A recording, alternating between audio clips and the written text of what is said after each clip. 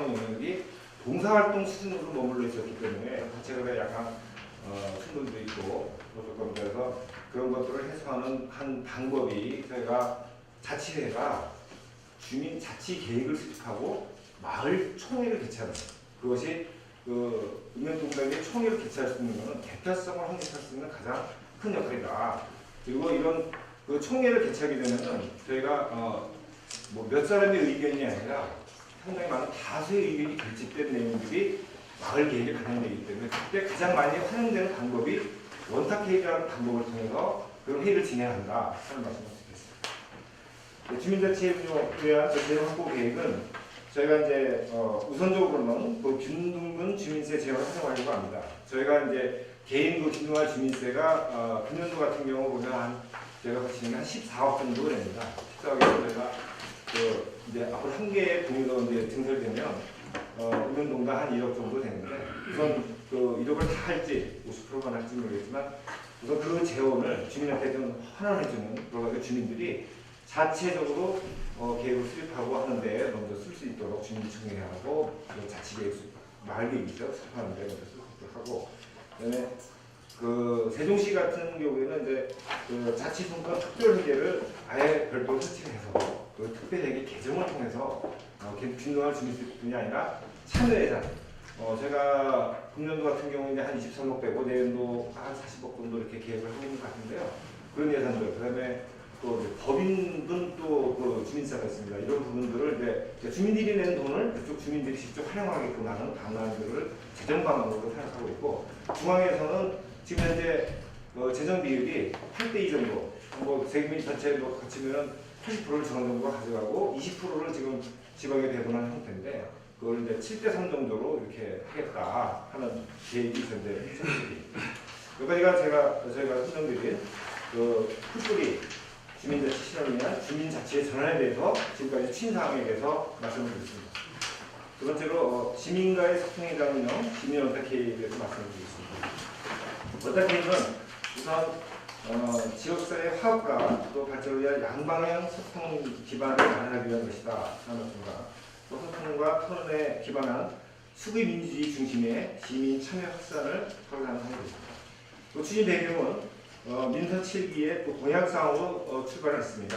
그리고 지역의 주요 현황과 공통 주제를 가지고 많은 시민과 함께 큰 자리에 모여서 토론을 통해 정책을 결정하고 또 시민의 소통과 참여로 지역의 공동체 의식을 회복하고 합의에 의한 정책 결정을 통한 정책 집행에 팀을 확보할 수 있다는 장점이 있고 시민과 행정의 만족도가 높아서 최근 그 자치단체에서 활발하게 좀 많이 활용되고 있는 그런 제도라고 하겠습니다. 추진 방법은 제가 그 시민원탁회의 추진위원회를 구성했고요.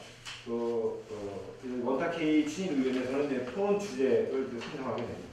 토론 주제에 따라서는 지역별, 또 계층별, 연령별 다양한 시민과 이해 관계자 전문가 등의 참여를 위해서 참가자 모집을 공모를 통해서 하고 참가자 공모된 그 참가자에게 사전 조사를 저희가 실시해서 그 사전에 쟁점을 먼저 도출시키고 세부 토론 주제를 선정한 다음에 원탁회의 당일날에는 이제 각 테이블별로 우리가 500인 기준으로 하면 이제 50개 테이블이 10명씩 해서 이렇게 테이블이 필요가 있습니다. 그래서 이 토론 진행을 하는데 제가 그 포실리테이터라는 이제 그 조종자입니다. 그 별도의 교육을 좀 받은 조종자인데요. 이런 진행자와는 다르게 10명이 골고루 의견 개진할 수 있고 또 그 중에는 그 빅마우스도 있고 또 이제 그 스몰 마우스도 있어요. 그래서 소심한 사람도 있기 때문에 다 동등하게 의견을 개진시킬 수 있도록 그걸 유도해주는 진행자를 저희가 퍼실리테이터와 함께 진행을 시키게 되겠습니다. 원탁 회의 당일에는 테이블 토론과 전체 토론을 동시에 진행해서 그 전자투표 방식으로 진행하죠. 그래서 저희가 결과를 도출합니다. 지금까지 그 추진이라고 말씀드리면 저희가 지난해 12월 31일 날 그 시포시 시민 원탁회의 운영에 관한 조례가 제정이 되었고 금년도 3월 29일 그 제2대 추경시에 예산을 저희가 반영해서 또 4월 18일 날까지 저희가 원탁회의 추진위원회 구성을 완료했습니다. 저희가 지금 이제 5월 중에 재선정원의 2차 공고를 현재 준비 중에 있고 선정이 되면 제가 이제 참가 모집을 6월 중에 하고 7월 중에 사전조사 및 그 퍼실리테이터 아까 말씀드린 조정자 그 모집 및 교육을 통해서 제가 현재 예정은 그 8월 24일 날 진행하려고 예정을 하고 있습니다. 그래서 제가 이제 퍼실리테이터에 대한 부분은 제가 지난해에 30명 정도 제가 양성을 했고요. 그리고 올해 또 31명 정도가 지금 현재 교육이 진행되고 있습니다. 그래서 60명이면 그 중에서 이제 다 활용은 못하겠지만 왜냐면 이제 이런 경험이 있는 분들이 또 진행을 해야 되기 때문에 저희가 또 외부에서 경험 있는 사람들이 일부 섞여서 우리 김포시에서 교육을 받은 사람들하고 같이 해서 이번에 진행을 하게 되면 다음부터는 이제 그분들이 더 이런 그 각 자치센터별로 뭐 100명 단위, 200명 단위, 또는 뭐 300명 단위 이렇게 그 원탁회의가 진행될 때 활용할 수 있는 그런 상황이 됐습니다. 제가 8월 24일로 이렇게 개최 시기를 우선 잠정적으로 잡은 거는 원탁회의가 진행이 되고 났을 때 거기서 나온 그 결정된 어떤 사항들을 내년도 반영할 수 있는 부분들을 예산에 반영하기 위해서 저희가 9월달부터 예산을 또 예산 편성을 하거든요. 그래서 이제 그렇게 준비했습니다. 그리고 찬성은 저희가 우선 이제 그 시민회관 그 실내체육관하고 저쪽 장기동에 있는 두 군데를 검토하고 했는데 우선은 시민회관 실내체육관이 면적이 바다 면적이 600제곱미터입니다. 이 테이블 하나가 차지하는 면적은 테이블인데 뭐 한 4제곱미터인데 그 의자까지 포함하면 한 12제곱미터가 필요하기 때문에 이게 600제곱미터면 딱 50개의 테이블 들어갈 수가 있습니다. 진행이 가능하고 저쪽은 1000제곱미터이기 때문에 좀 더 좀 여유가 있는데 양쪽에서 다 가능하다 그런 말씀드리겠습니다. 진행 방식은 저희가 첫 해니까 우선은 뭐 500인 원탁회의를 이제 시장님께서 그 공약상으로 하셨는데요. 꼭 500인일 필요는 없지만 500인이 가능하면 이제 그 실내 수준하고 그 이런 우리 예산 편성을 할 때 이제 용역 줄 때나 이것을 운영하는 데 필요한 재원이 이제 가장 그 기본적인 그 실내 수준에도 좀 어느 정도 접근하면서 뭐 할 수 있는 금액적으로 좀 적당하다라고 보는 게 한 500인이고 뭐 굳이 그렇게 500까지 안 가도 되는 거는 뭐 100인이나 뭐 이렇게 200인 그런 그 분야가 이렇게 딱딱 설정되어 있는 분야는 그렇게 될 것 같고요. 그리고 최근에는 이제 뭐 광역시 같은 경우에는 보통 뭐 1000인 뭐 이렇게 어떻게 그건 이제 실내 수준 좀 더 높이게 좀 더 많이 들어갑니다. 그리고 진행 방식은 저희가 한 4단계로 진행되는데 첫 번째 1단계에서 이제 입론을 해서 각 10명의 테이블별로 모든 사람이 의견을 개진하고 그 개진자 의견들을 이제 다시 그 전체가 공유한 2단계로 테이블별로 공유하고 그리고 그 3단계에 가서는 상호 토론을 통해서 그것이 그 상향식으로 이제 또 우리가 각 그 테이블에 설치된 컴퓨터가 있고 웹처럼 시스템이 되어 있기 때문에 컴퓨터가 있고 또 전자투표 방식이 있습니다. 딱 누르면 이게 올라가는. 그래서 4단계에서는 이제 투표를 해서 각자 테이블에서 의견 이쪽 1번 테이블과 50번 테이블에서 의견된 내용들이 다 외부부터 해서 다 그대로 시시각을 뜨고 그것이 이제 또 그걸 모든 걸 다 담아갈 수가 없으니까 투표를 하는 방식으로 하면은 투표대로 선정해서 다시 의견을 만들고 다시 진행시키고 이런 식으로 하는 상황입니다. 회의에서 도출된 결과에 대한 조치는 저희가 언택회의 추진 의견을 통해서 정책사업의 우선순위를 먼저 좀 정하고 예산 확보집을 해란조사하고 논의해서 진행하겠다는 말씀드리겠습니다. 향후 그 운영 방향에 대해서는 저희가 올해는 이제 처음으로 실시하기 때문에 저희가 뭐 준비는 충분히 하겠지만 이 부분에 대해서는 이제 피드백이 반드시 필요할 거로 봅니다. 피드백을 하고 저희가 그런 내용들에 대한 전략적으로 분석을 해서 우리 앞으로 의사개진을 하는데 다른 데서도 이런 방식이 좋다면 많이 활용할 수 있도록 그렇게 유도해 나갈 것 같습니다. 이상으로 특권에 대해서 제가 설명을 간단히 마쳤습니다.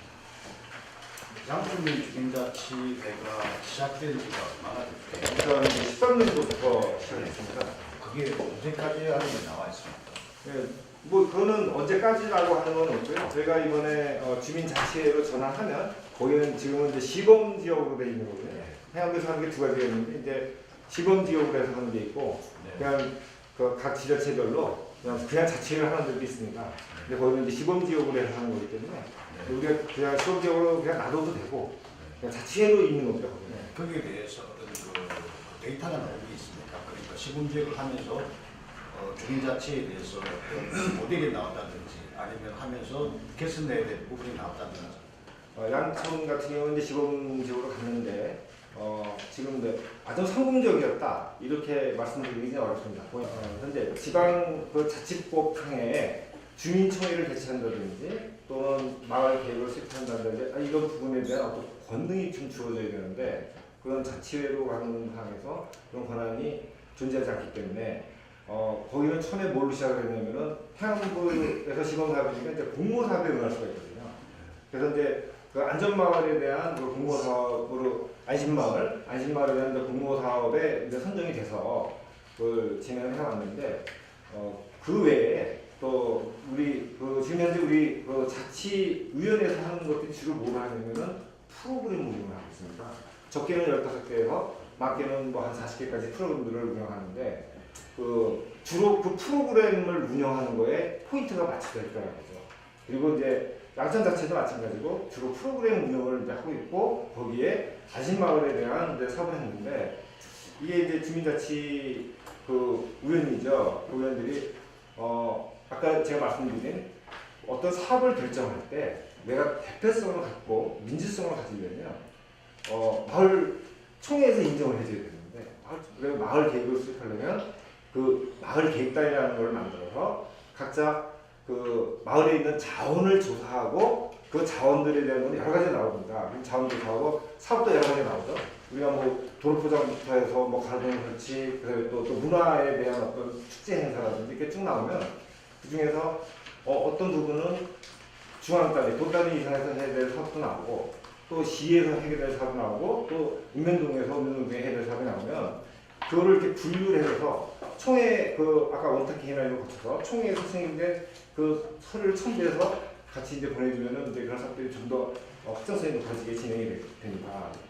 그리고 우리가 이제 공모사업이 요즘은 이제 중앙에서 대세로 많이 나옵니다. 공모사업도 보면은 주민총회를 거쳐서 신청을 하기 우선순위를 정해서 신청이 되면은 먼저 선정되는 효과가 있습니다. 그래서 그런 과정을 안 하는 회사다 보니까 공모사업도 단일성을 거쳐서 그 아줌마가 사업이 끝나고 나니까 그냥 흐지부지. 그리고 사업을 할 때도 몇 명, 관심 있는 몇 명만 참여하게 되고 하다 보니까 공사에 의존해서 하다 보니까 이게 조금 지나고 나서는 이제 좀 그것이 활성화되지 못했다. 소득이 있었다 그러면은 거기가 그 마을 신문을 발행합니다. 그러니까 마을 신문을 발행한다는 얘기는 마을에 있는 자원을 조사하는 겁니다. 왜냐면 이제 어디에 어떤 사람이 와서 기업을 하고 있고 어떤 문화재가 있고 우리 도로 현황은 어떻고 사람들은 어떤 사람들이 있고 이것까지는 안다는 거죠. 그럼 앞으로 가능성이 있다.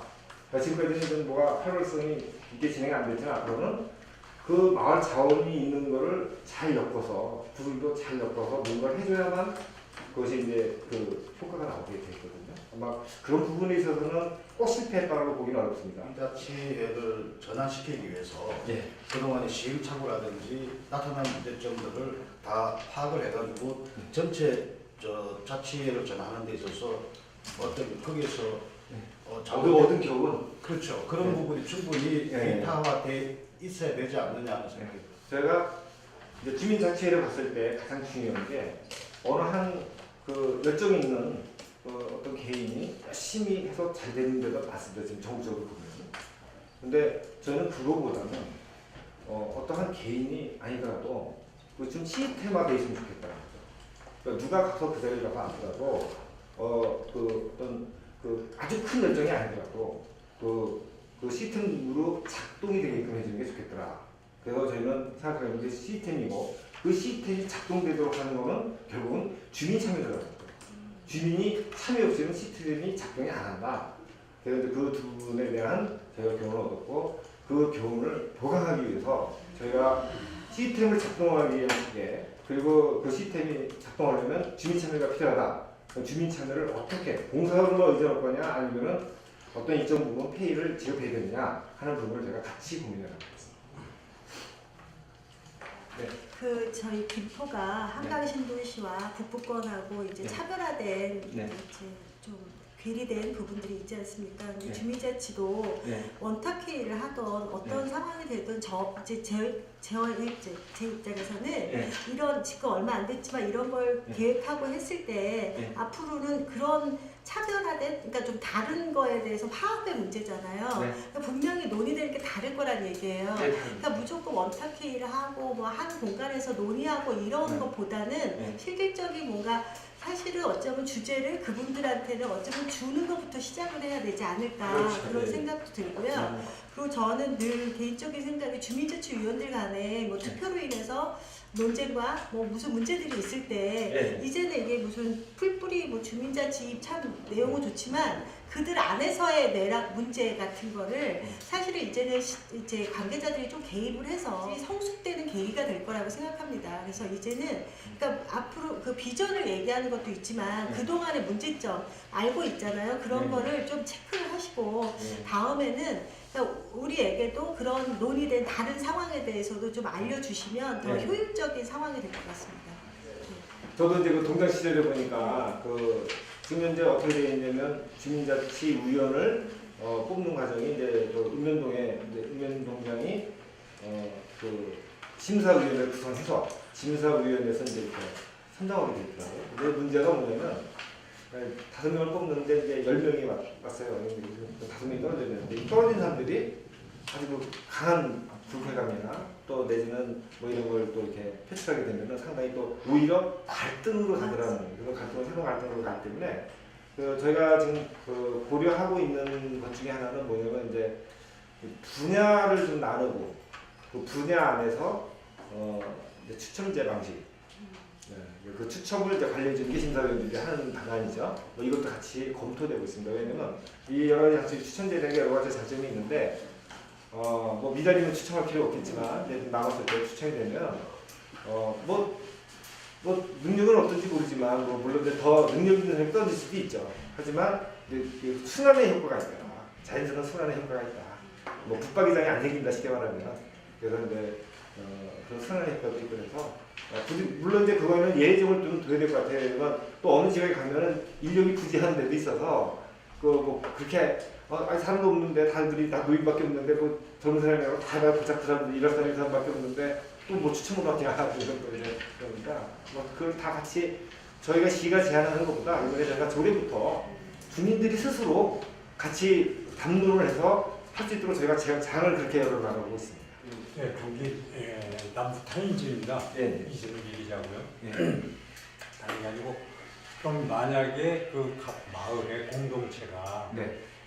활성화를 한다고 그러면 주제가 선정이 돼야 될 거 아닙니까? 네. 그럼 마을마다 12개 마을이면 12개 마을에서 각자 그 마을의 장단점을 살려서 네. 주제가 나오고 거기에 이제 발표를 해서 거기에 지원 사업이 되든 공모 사업이 되든 그렇게 네. 갈 예정이신가요? 그러니까 이제 아니면은 주제를 이 군에서 줘가지고 그걸 발표할 수 있게끔 만드는 건가요?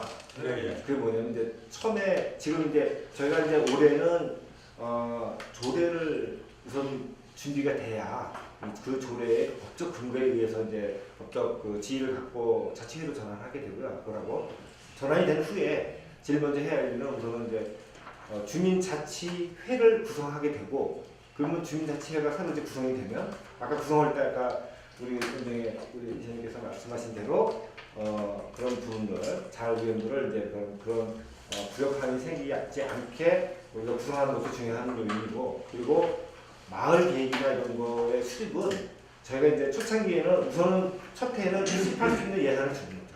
거기에 그쪽에 그것이 잘 됐다 못 됐다를 저희가 따지지 않으려고 합니다. 일단은 주민자치에 그 책임성을 다 그것이 뭐 많은 금액을 주지 않기 때문에 처음에는 그 돈을 아까 말씀드린 중요한 주민세의 일정 부분 뭐 3천만 원이 됐건 5천만 원이 됐건 뭐 그 부분에서 이렇게 해서 주민청약하고 마을계획을 수립할 수 있는 여건을 드리고 거기서 이제 사업이 그 선정이 되면 주민들이 담론을 해서 마을계획이나 자치계획을 수립했을 때 여러 가지 사업에 대한 것도 분야별로 또 나올 거 아니에요.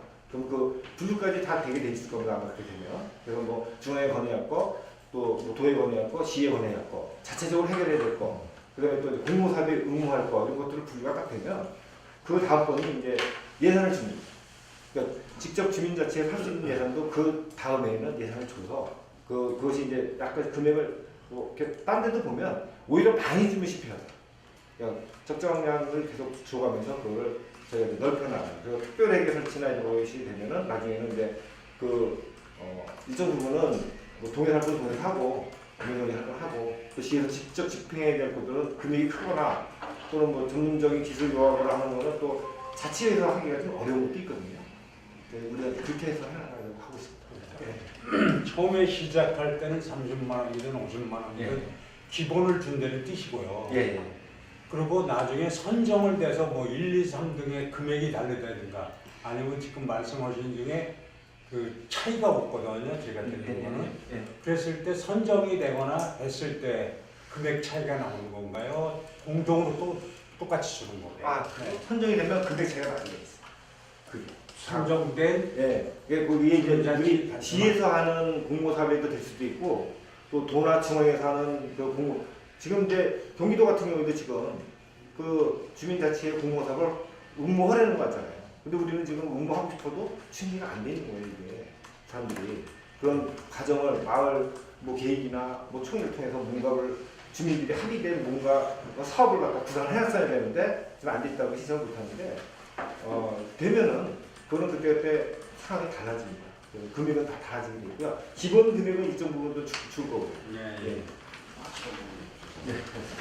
그 시민원탁위가 제일 처음 이제 나오게 된 게 신도시에서 하느님 교회 그 민원 때문에 시장님이 이제 그 민원 현장에서 시장이 당선되면은 500인 원탁위를 통해서 이 문제를 이제 논의하겠다 이렇게 해서 원탁위라는 말이 나왔는데 지금 이제 그 과장님 말씀하시는 걸 보면은 이제 민원 사항이 아니라 정책 사업에 이제 우선순위를 두고 논의를 한다고 말씀을 하셨거든요.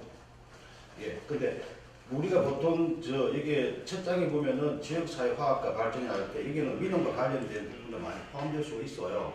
그러니까 그 부분은 완전히 제외되고 정책 부분만 그 토론의 안건으로 이제 그 논의가 되는 건가요?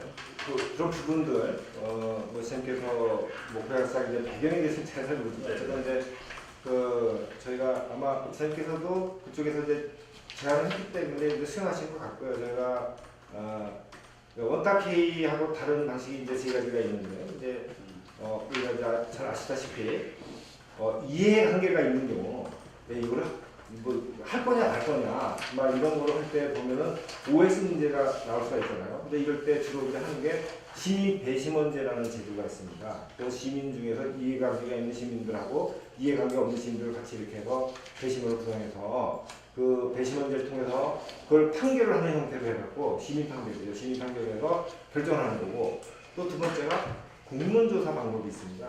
보통 이제 이해관계가 있을 경우 그래서 이해관계가 서로 그 이해 충돌을 해결하는 방법은 그런 공론조사를 통해서 이제 하는데 그게 좀 효과적이다. 그리고 이제 원탁회의는 실질적으로는 이제 그렇게 이해관계가 있는 또는 법적 분쟁 상태에 있거나 뭐 이런 걸 해결하는 데 적합한 제도라고 보지는 않습니다. 다른 이제 그래서 저희가 좀 적합한 곳에 적합한 그 회의를 진행한다는 얘기고 만약에 이제 아까 말씀하신 그런 부분들은 저희가 여러 채널이 있기 때문에 물론 원탁회의를 완전히 배제한 건 아니지만 뭐 그것도 꼭 해결할까 하려면 뭐 필요해서 해야 되겠죠. 하나님 교회가 문제가 매듭된 거는 법적으로 허가가 타당했기 때문에 일단 종결이 됐고요. 여기 이제 정책 사업이라면은 여기 이제 오시는 분들이 여러 가지 정책 사업에 대한 안을 막 제시할 수가 있는데 이게 정책 사업이라는 이제 김포시 의지만 가지고도 되는 게 있고 안 되는 것이 있단 말입니다. 그러면 개인이 막 꿈꾸는 거는 다양한 걸 꿈꿀 수가 있는데 뭐 경기도 입장, 정부 입장에 따라 가지고 수용이 될지 안 될지. 그러면 이제 500일 그 원탁회의가 1년에 한 번 하는 거 아닙니까? 꼭 한 번으로 정해지진 않고요. 저희가 이제 한 번 이상. 이런 상황에서 이번에 그 8,100만 원은 이번에 하는 행사에 들어가는 예산 아닙니까? 그렇습니다. 한 번 행사에 8,100만 원은 너무 과도한 예산 아닙니까? 저희 이제 이 전체에서는 이제 우리가 그 8,100 중에 이제 7,500이 이제 저희가 원택회에 들어가는 건데 그 중에 이제 저희가 7천만 원 정도가 원택회에 들어가고 이제 500만 원은 이제 각종 이제 포스터라든지 여러 가지 준비하는 준비 과정에 들어가고 그다음에 나머지 금액은 이제 저희가 그 원택회 운영위원회를 이제 월 1회 개최할 때 들어가는 위원회인데 수당이거든요. 같이 묶여서 그런데 이거는 원택회만 가지고는 이제 7,500으로 저희가 진행할 거고요. 전체적으로 원택회에 지금은 이제 필요한 장비가 각 그 50개 테이블에 이제 컴퓨터 모니터하고 투표 장치, 그 중앙에 메인 이제 화면이 대형 화면이 이제 필요하고 실력 테이터가 50명이 필요하고 또 이것을 진행하는 데 필요한 전체 이제 전문가 그룹이 이제 필요하기 때문에 또 사전조사에 들어가는 비용 이런 것이 다 포함되어 있죠. 사전조사라는 게 이제 일정 부분 설문조사하고 비슷한 거죠. 그래서 그런 비용들이기 때문에 이제 용역비하고 비교를 해보면 부터 우리가 이제 용역하고 좀 다른데 이제 용역은 전문가 집단한테 이제 맡기는 거거든요. 어떤 사업을 추진해 되는 건데 용역비보다 뭐 부집이 아주 적지는 않지만 비용이 그래서 500인 원택 기준에서 때가 가장 그 가성비가 좋다. 그 이상은 어떤 다른 생각도 해봐야 된다. 뭐 그런 건데. 그래서 처음 실시하는 그만큼 어떤 이 성공 여부에 따라 가지고 모델이 될 수도 있고. 정부에서 처음은 아닙니다. 아닙니까? 지금 2014년 이런 때부터 지금은 원탁회의가 서울대로 수시로 열립니다. 예. 네.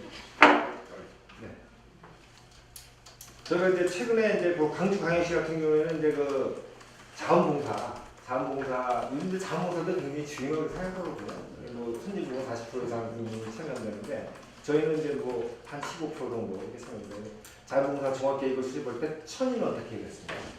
뭐 이제 필요한 경우에는 인원은 이제 필요에 따라서 신뢰 수준을 높이기 위해서 하는 거지 우리가 뭐 인원이 이렇게 뭐 500인이다 이렇게 딱 한정하는 거는 이제 그 어떤 논의 대상이 뭐 이렇게 각 읍면동 단위에 가서는 굳이 뭐 500인이 이렇게 필요는 없지 않나 하는 생각이 듭니다. 실제로 이제 시간이 많이 제한되는 거 보면 100인, 200인이 더 많더라는 겁니다.